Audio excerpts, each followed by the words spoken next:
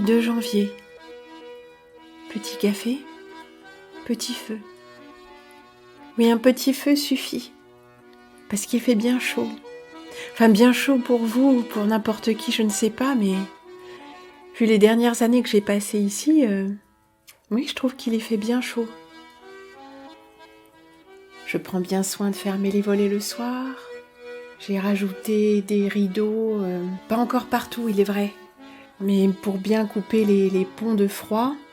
Et puis j'ai ma bassine pleine d'eau bouillante qui ce matin était encore bien chaude.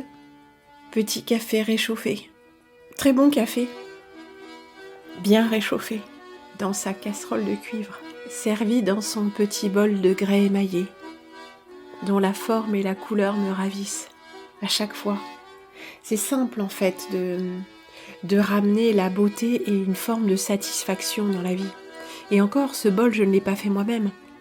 Mais c'est pour ça que j'insiste sur la beauté. C'est pas le côté esthétique, froid et imposé. Oh, elle est belle. Regarde, ça c'est beau. Non, ce qui est beau, c'est ce qui a un caractère de vie et d'harmonie. La forme est harmonieuse. Les couleurs sont à mes yeux harmonieuses et profondes et m'emmènent quelque part.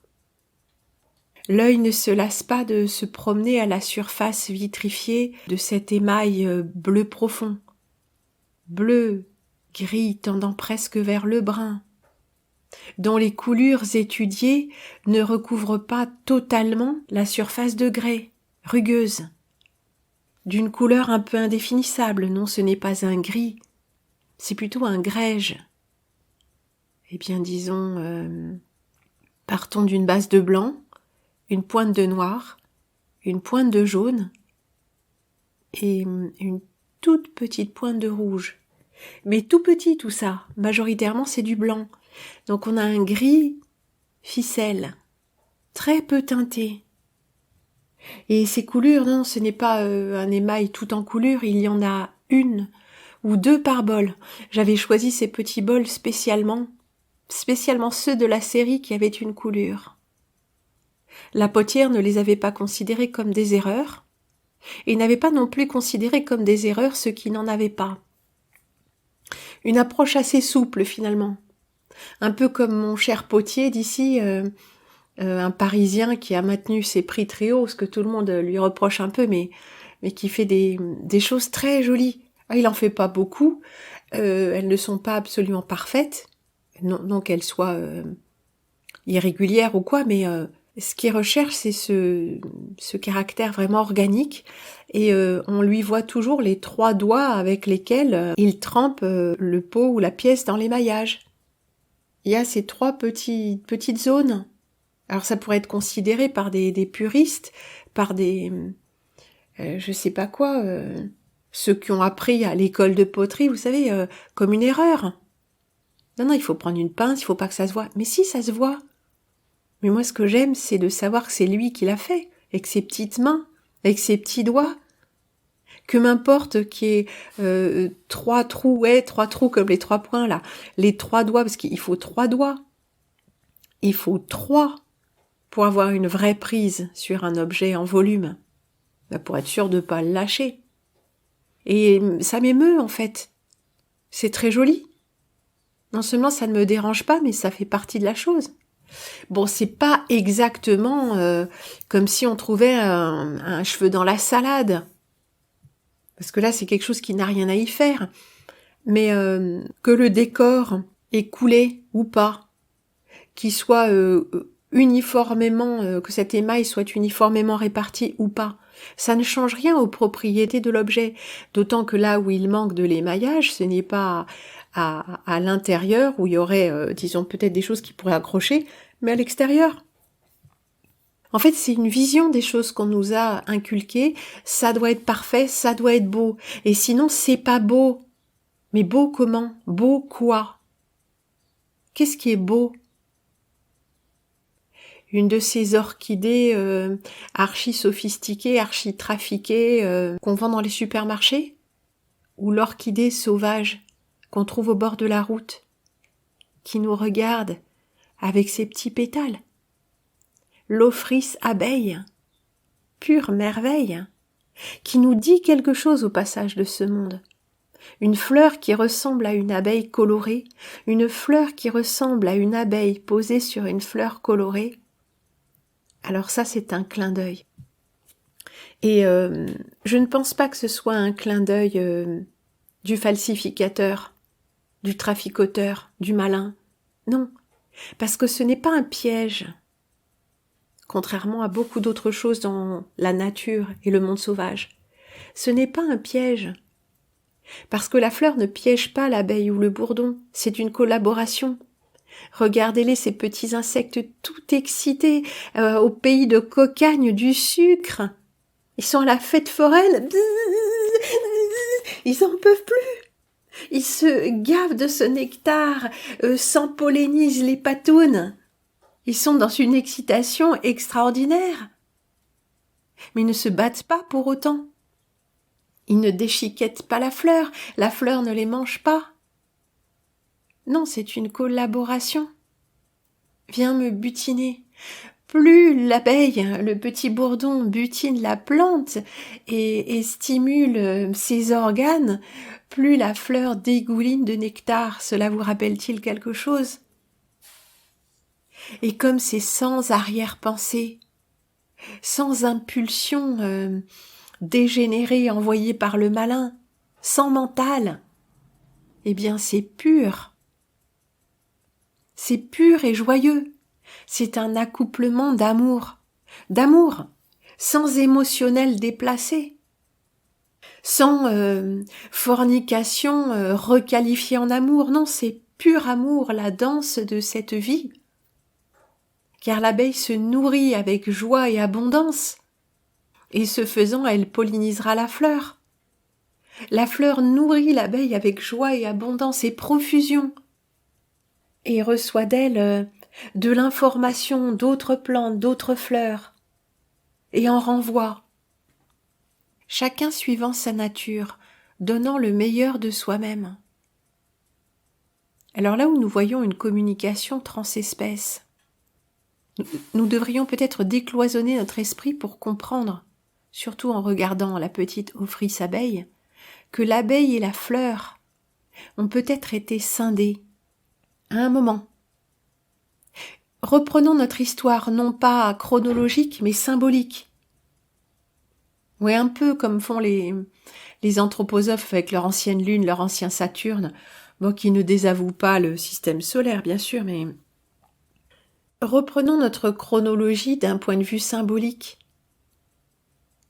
Quand la fleur et l'abeille étaient encore réunies en une même entité.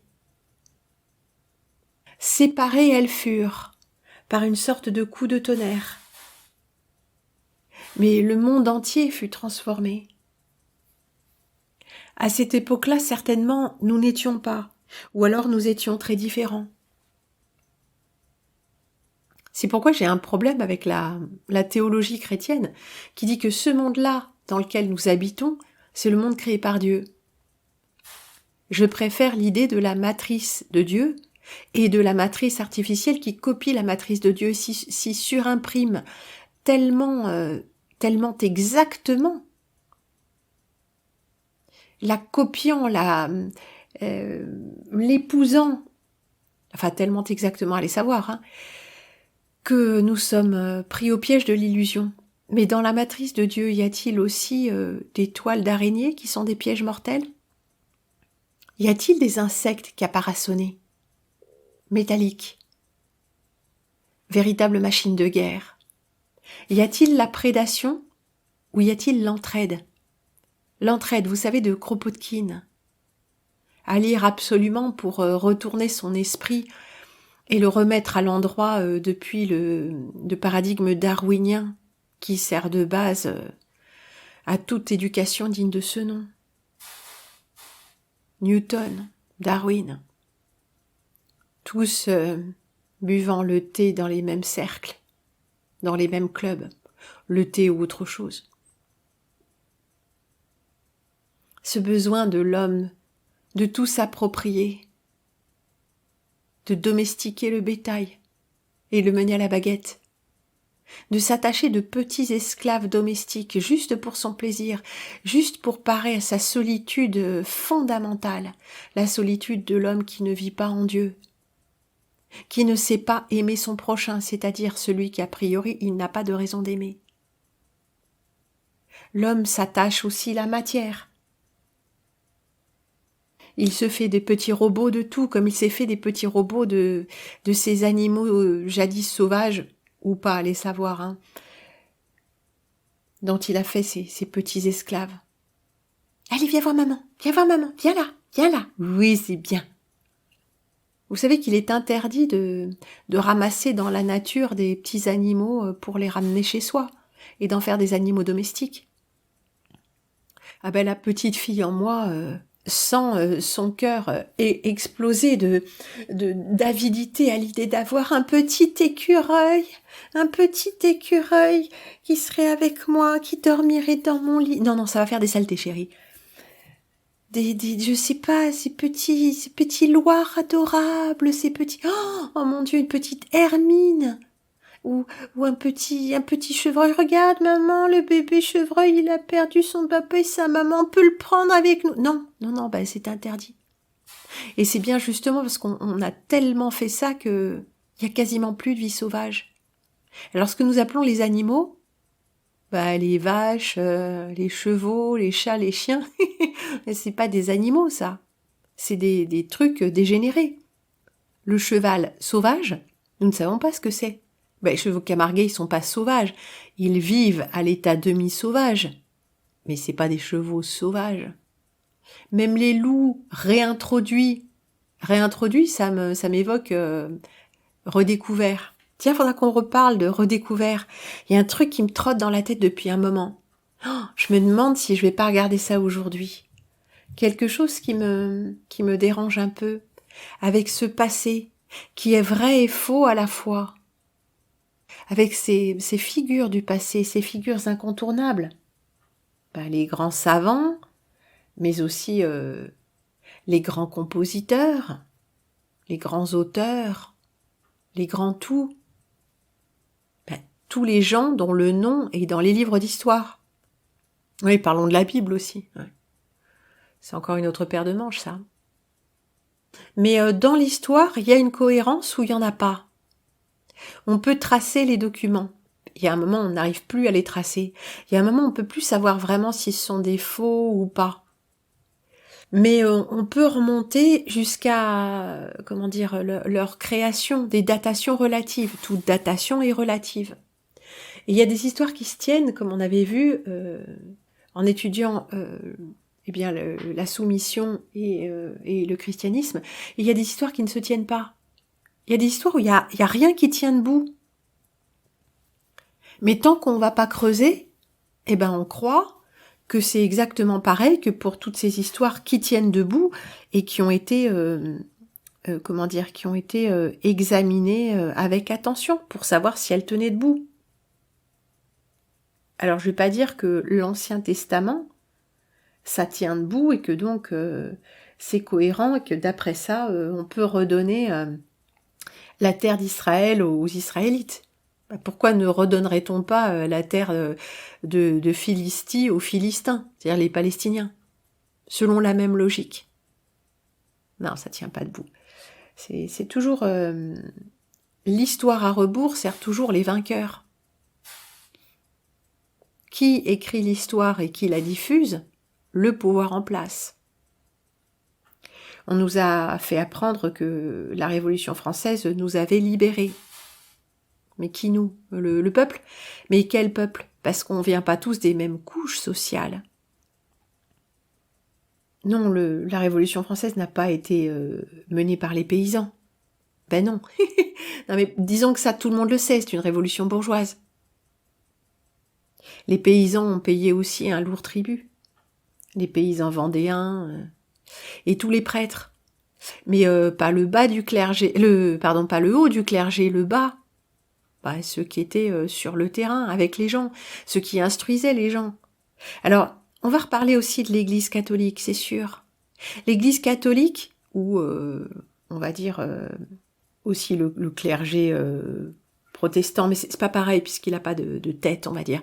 L'Église catholique, l'Église et l'Église byzantine orthodoxe, c'est des clergés très constitués et c'est ceux que nous avons dans ce monde dévoyé.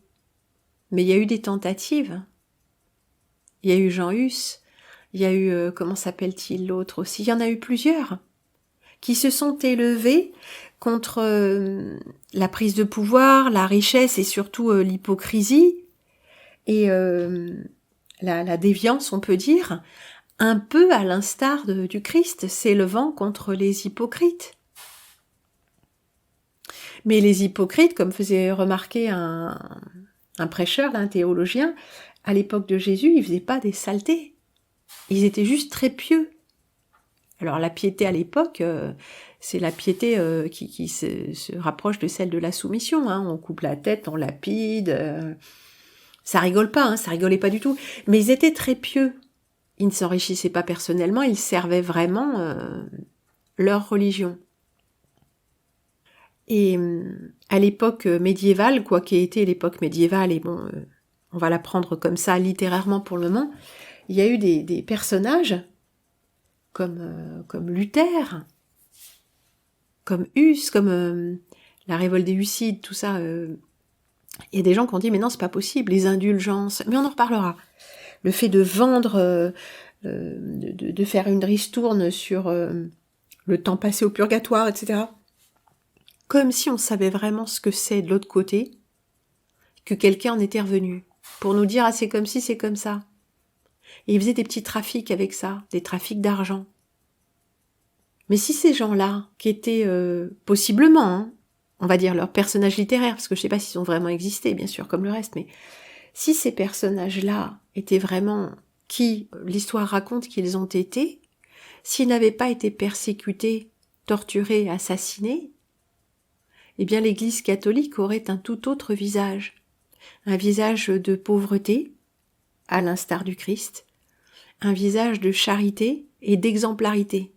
Bon, c'est pas le cas.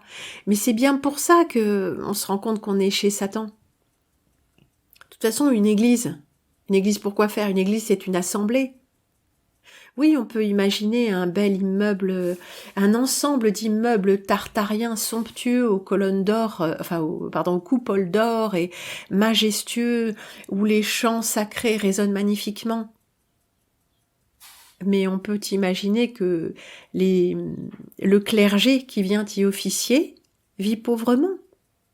Il n'y vit pas, il ne vit pas dans ces bâtiments magnifiques, ou même s'il y vit, il vit pauvrement et sobrement. Et que ces bâtiments magnifiques sont là pour célébrer l'adoration et inspirer aux fidèles une vision de beauté et une vision aussi de ce que l'homme fait de meilleur quand il s'élève vers Dieu. Pourquoi pas? Bon, ceci dit, on peut le faire dans la modestie. Toute petite église romane, aux petites absidioles ressemblant à des coquillages. Mais enfin, même, imaginons une magnifique basilique, comme la basilique Saint-Marc à Venise, ou comme d'autres, suivant vos goûts, et ce clergé simplement et sobrement vêtu, d'habits magnifiques, mais reprisés et cousus par eux-mêmes, même les hommes, et oui, c'est ça aussi le sacerdoce. La modestie, de ne pas avoir de servant, de servante, de laver soi-même ses chaussettes. En congrégation, si l'on vit en congrégation. Mais pourquoi pas? Pourquoi pas un clergé exemplaire? Si on doit avoir un clergé. Exemplaire. C'est-à-dire impeccable. Étymologiquement, sans péché. Sans péché rajouté, bien sûr. Mais je m'égare. Enfin, je ne m'égare pas. Je rêve activement un rêve. Comment dire, un rêve intellectuel, où j'examine chaque chose l'une après l'autre. Cette chose a-t-elle la place dans un monde rêvé, ou une version de ce monde juste? Ça fait 20 ans que je me pose des questions comme ça, Je propose à mon inventivité, ma créativité intellectuelle, des questions. Comment y répondrai-je? Et comment prend forme ce monde qui pourrait être s'il n'était pas entaché du péché de la chute?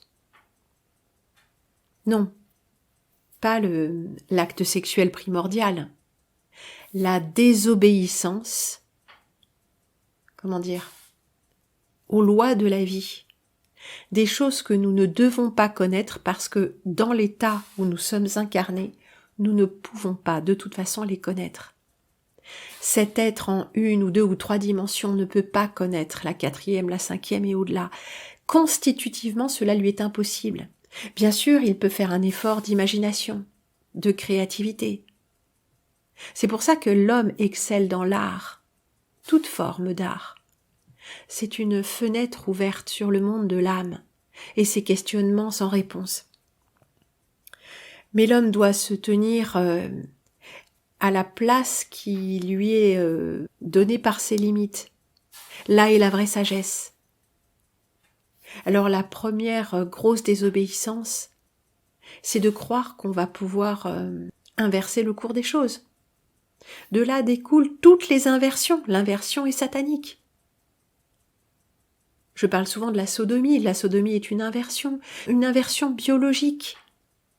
Une inversion du sens physiologique de la nature des choses, de l'intérieur vers l'extérieur, pour décharger le corps de ce qui est physiologiquement impur, de ce dont le corps n'a pas besoin ou de ce qui est sale, le souillerait de l'intérieur, fermenterait. De la première désobéissance découlent toutes les autres. Mais principalement, ce sont des désobéissances physiologiques. Même celles des boyaux du haut. Nous ne sommes pas constitués pour embrasser, accueillir l'invisible. Nous avons un petit cerveau de chair, des petits boyaux circonvolutionnés du haut, qui, comme ceux du bas, ont un sens, un but et un propos. Mais je m'égare. Quand je dis que nous ne sommes pas faits pour accueillir l'invisible, je parle de l'astral. Voir l'astral. Ah, parfois ça nous est donné. Par malédiction, par choc traumatique ou par grâce. Allez savoir. Mais notre rapport avec l'invisible devrait sagement passer par l'intellect. Je veux dire l'intelligence. L'intellect et l'intuitif peut-être, mais pas le rapport direct. Le rapport direct à l'invisible, qu'est-ce que j'appelle le rapport direct? Eh bien, en l'occurrence, la magie. Le fait de contracter avec l'astral. Voyage astral, voyage éthérique, tout ce qui est du domaine de la mancie en général. Nous avons un instrument, les boyaux du haut, qui nous sert à appréhender le non-visible, avec sagesse et discernement. Lorsque nous n'utilisons pas ce filtre, alors j'ai cru longtemps que c'était un filtre limitant, je comprends maintenant à quel point c'est une protection pour ne pas que notre esprit soit happé. Ah, on dirait maintenant hacké, c'est-à-dire piraté, court-circuité et piraté par ces forces de l'ombre, c'est-à-dire toutes ces choses qui n'ont pas de contrepartie visible et qui peuvent fortement nous saboter de l'intérieur. Nous avons pour nous nos qualités du cœur, c'est certain, mais surtout nos qualités d'intelligence.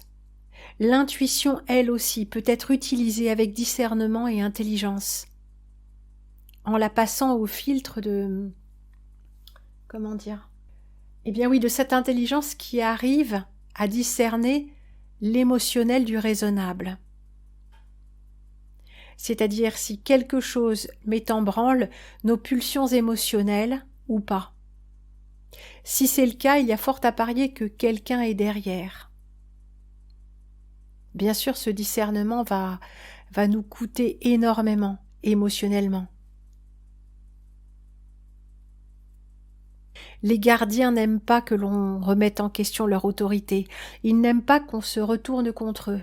Alors quand les gardiens sont à l'intérieur de notre propre esprit, de notre propre système, nous croyons nous battre contre nous-mêmes.